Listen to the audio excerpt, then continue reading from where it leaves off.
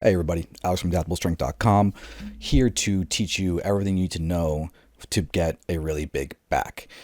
Backs are going to be one of the quintessential pieces to have for just being an imposing figure on stage or just in life. So when you are trying to think about some of the body parts that's going to really set you apart, back is going to be one of them. It's something that's going to be weak on a good amount of people, and if you can have a really strong one, you're just going to look all the better for it. So we're going to start getting into it by talking about what exactly is effective back training when it comes to the goal of hypertrophy and getting as big as possible. The first thing that you need to do is to understand what kind of variables you're able to control in order to create that overall training program. The simplest things to look at are just going to be how often you train and then the exercises that you train when you are training.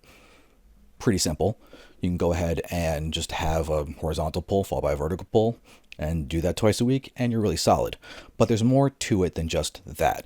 You want to try to have a full-on blend of the proper rep ranges for hypertrophy, making sure you're pushing as hard as you can to hit that effort that you need to, putting in the extra intensity techniques once you get to the end of your mesocycle, and then figure out how to bring it all together. But in order to hit all these aspects effectively, one of the things you have to understand is how to effectively change your joint angles to ensure that your back is actually going to be what gets hit. The biggest thing that comes to mind is the classic example of a row. You see people do rows all the time, but if you notice that most of the action's happening with a bend at the elbow as opposed to the weight being moved from far forward to back with a long distance traveled but minimal elbow angle change, you're going to have a big difference in terms of whether it turns into a bicep exercise or a back exercise. So you want to, when you pull doing a row, you want to go as far as you can in terms of the range of motion, but have as little change in your elbow angle as possible when you do it. It's going to be a really key component to ensure that you're pulling effectively. So how much should you be doing during these workouts? We have the goal of hypertrophy, having as much muscle growth as possible. And what you want to make sure is that you are getting a maximal amount of weekly volume. So the total that you put in through all your back workouts throughout the entire week should be as high as possible. That allows you to recover. So you need to make sure that your workout volume itself is going to be enough to give you a really solid stimulus, but not too much that you can't work your back again in that same week. You want to make sure that you're being effective with the exercises. And this can be to the extreme of doing a whole body workout 5-6 days a week, or you can go all the way scale back down to maybe just doing 2 back workouts a week, but making sure that they are very, very intense. Because remember, we're trying to maximize hypertrophy. So we want to maximize the amount of volume that you can do, but not have it be too much. So you want to look at things like your maximal recoverable volume and try and hit that landmark, especially at the end of, say, an 8-week program or so. So usually you'll end up in the situation of 2, maybe 3 workouts per week on average. If your back is a weak point, then maybe try and stretch it out to get that 3rd workout. Or if your back is doing pretty well, then you're going to go ahead and maybe be happiest doing 1 or maybe even 2 times per week. It's all about what is going to be the real need for you. So as far as the exercise selection itself goes, you want to blend a few different categories in terms of your lifts. You're going to have your horizontal rows, vertical pulls being the main 2 categories, but there are some outliers that don't quite fit into a nice unified category. So you are going to see the fact that deadlifts are there in the outliers because they are going to be very demanding systemically as well as axially, which means they are going to be incredibly fatiguing overall and not necessarily just fatiguing for your back. You can compare that to the specific taxation you're going to experience when you're just doing your standard barbell row. Sure, you're going to get some forearm work involved, but you can take that away with straps. Sure, you're going to get some bicep involvement, but if you minimize that joint angle change, it's not going to be that bad. The big thing that's going to be the limiting factor is going to be your back, and that's what you want. You can make that exact same analysis for the other exercises on this list, with the vertical pulls having the classic lat pull downs and pull-ups, doing the exact same math of trying to manipulate that joint angle change to ensure that your back is going to be the one experiencing the most work in the exercise. So You can see there's also straight arm pull downs. It's going to be one of the unique movements where it's going to be essentially an isolation on your back if you, again, control those joint angles. Because if you bend your elbow in a certain way, it can turn into an extended tricep kickback. And we're trying to hit back. So you got to be careful when you're doing all of these exercises that you are analyzing them as you do them to ensure that your back is the limiting factor. So when we talk about those outliers again, you'll notice that it's not just deadlifts, which can hit some good solid back development, but shrugs are going to be in there as well. Hyperextensions for your lower back, they're all technically part of your back. The shrugs, though, do have the discussion about, do you train traps with your shoulders or with your back?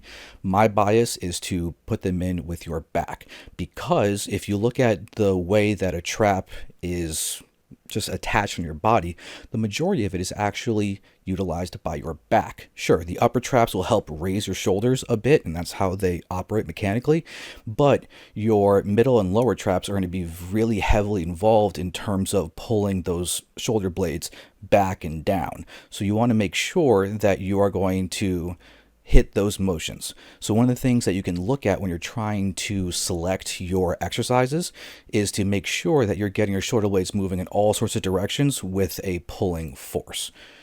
So we can go ahead and now take a look at what kind of exercise order is going to be necessary in order to kind of hit the landmarks that we're trying to in a back workout. So we can compare these two workouts that are listed here. Workout 1, you have your chest supported T-bar row, followed by a lat pull down, and then finish off with a seated row machine that you superset with Kelso shrugs. Kelso shrugs are going to be really solid for hitting those middle and lower traps, because it's going to be, instead of shrugging straight up, you're shrugging straight back. So again, trying to get those scapula to move in as many different ranges of motion within that specific workout.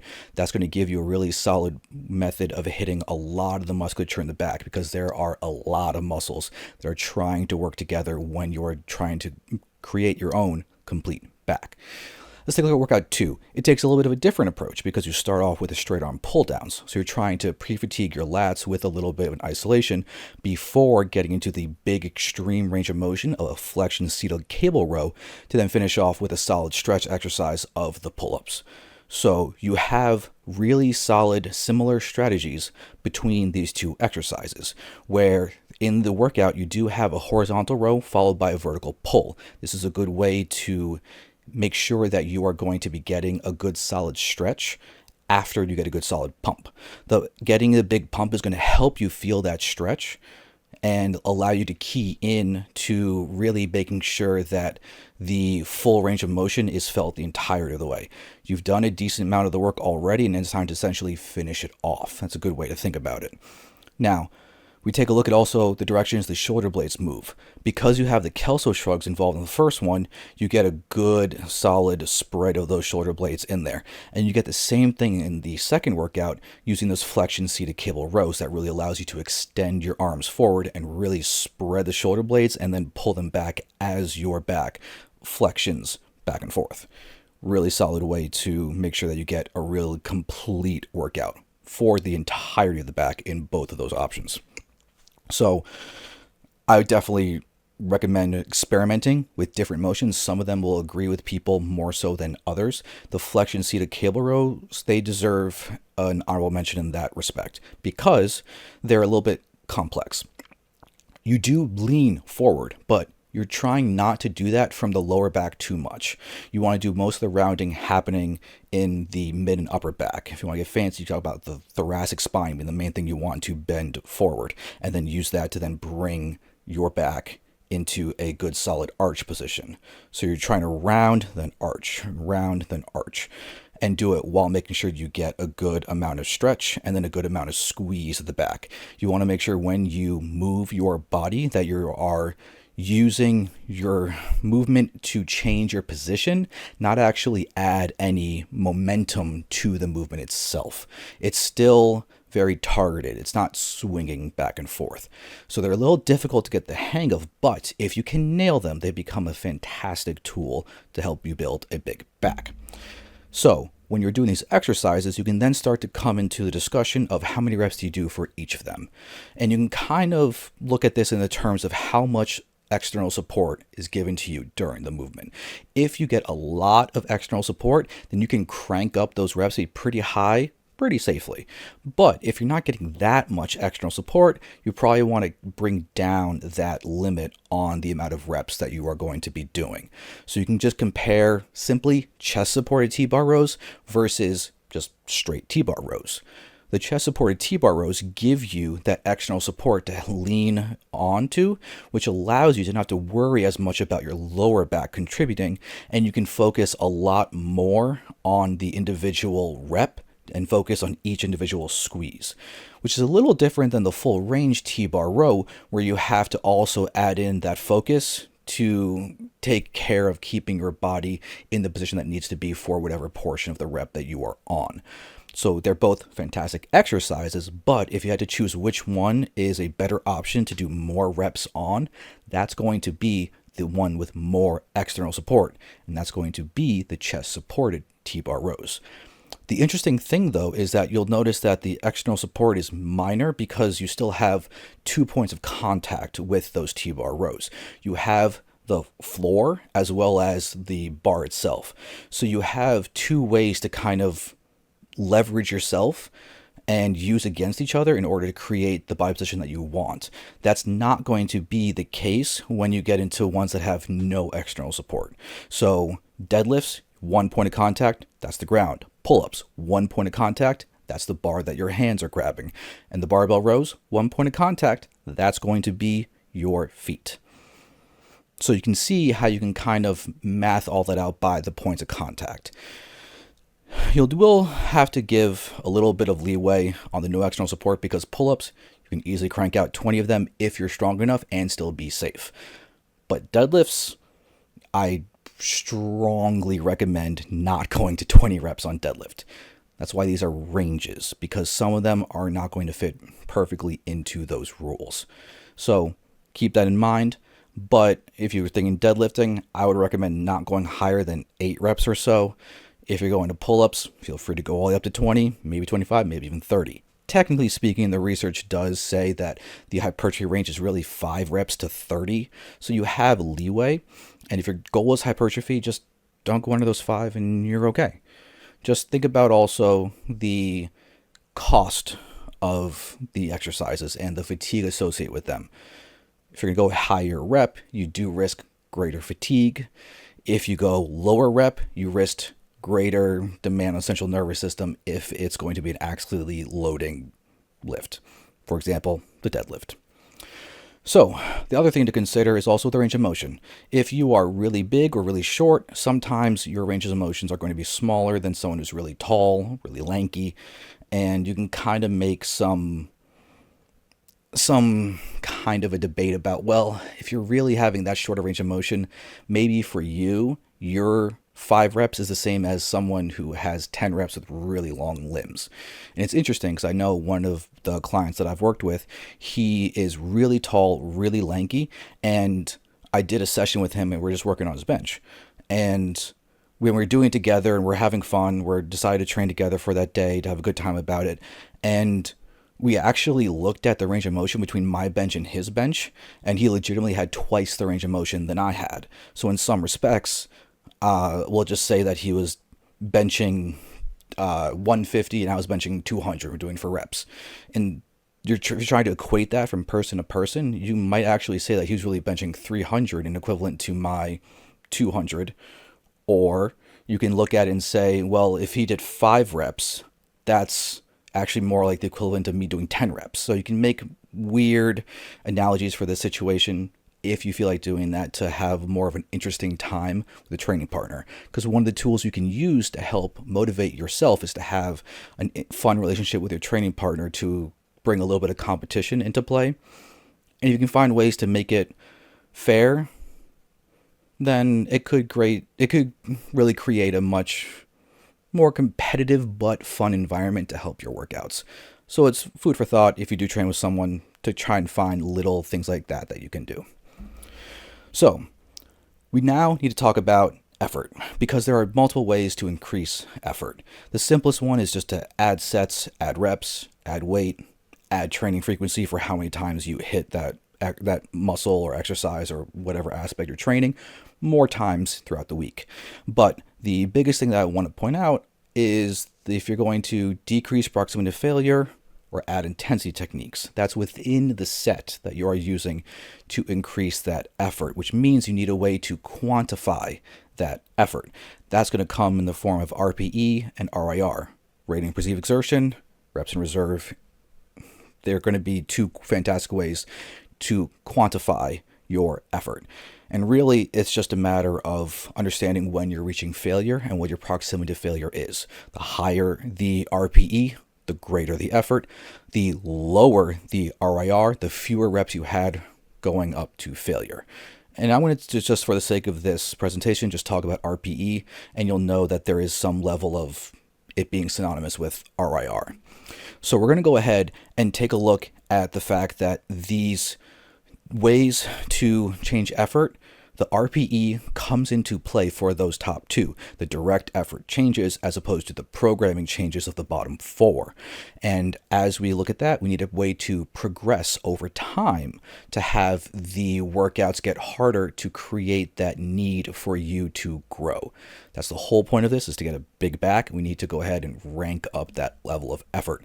So if you're having an 8-week program, you want to make sure that you're starting off not too close to failure, because you have to be able to ramp it up. So if you have week 1 going at RPE 7, and then week 8, you're all going to be going all the way to 9 to 10 RPE, you need a way to ramp it up in between so you can continuously increase the demand on your body, force it to adapt to what you are putting it through, which will lead to greater muscle growth. The greater the proximity to RPE 10 you are, the greater the growth that you should be seeing. But you can't just always go RPE 10. So you have to put it into phases. So you can have this gradual increase over time. And if you need to, add in intensity techniques. You have to be careful with your selection of intensity technique, though, because they are incredibly taxing. They're fantastic to use when you are short on time, and they're fantastic to use on exercises where you have major external support. The less external support you have, the riskier that some of these techniques can go. I do not ever want to see someone doing a drop set on deadlifts. That would be, in my opinion, more risk than it is worth. However, if someone wants to do a drop set and they're doing it on a chest supported T-bar row, that's a fantastic choice. You have lots of external support. You have a good amount of control over what's going on. Yet the machine is going to make sure that your control is only within a specific range. The risk is very, very low. So that would be a good choice to have. Now, if we then make the comparison of a standard T-bar row, you could still do it, but I'd start to want to make sure that we're decreasing the intensity of the intensity technique, which sounds a little funny. But you can look at it in terms of drop sets, and you have the option of just doing 2 drops instead of 3 drops if you have less external support. If you're going to go for the myo reps, then maybe what you should be doing is that instead of going for the true myo rep match set, you can then just do a standard myo rep set. Whereas, all right, we're just going to do 2 myo rounds and whatever happens, happens, as opposed to forcing yourself to potentially match 15 reps or so on your set for a couple sets after that. That might get a little shady. So, what can the program actually look like? What we can do is take those 2 example workouts that we laid out earlier and simply put them 3 days apart in the week. So this way you have a good amount of rest in between and you can progress over time. You're going to go ahead and just each week do both of those workouts. You can see another possible RPE progression down there at the bottom, or RIR if you want to use that instead. But it's a matter of, again, controlling the amount of reps you're doing for each of the exercises. So you have the rep range of 8 to 12 for those chest supported T-bar rows. For the lat pull down, bump it up and do a minimum 12 to 15. Change up that rep scheme to give yourself a little bit of a different demand. You can also get a little fancy when you're talking about the superset. So the seated row machine with Kelso Shrug supersetted, you can go ahead and shoot for 12 to 15 on the seated row machine and then just see what happens with the Kelso Shrugs. That's a really good one to do, and hit RPE 10 for those seated row machines, and then just finish it off with doing the Kelso Shrugs. It's a great way to go about doing it, and again, get those shoulder blades moving in as many directions as you possibly can. So that is a 20-minute synopsis on back training. There's a lot more nuance to it, but as far as an overarching review of really what's going on, it hits a lot of the major points. If you need more, I'd be happy to help out. Feel free to reach out. AdaptableStrength.com. If you want to send me a message on Instagram, go for it. That's @AdaptableStrength. And if you just want to send a straight email and just ignore all that, I'm Alex at AdaptableStrength.com. See you guys later. Thanks.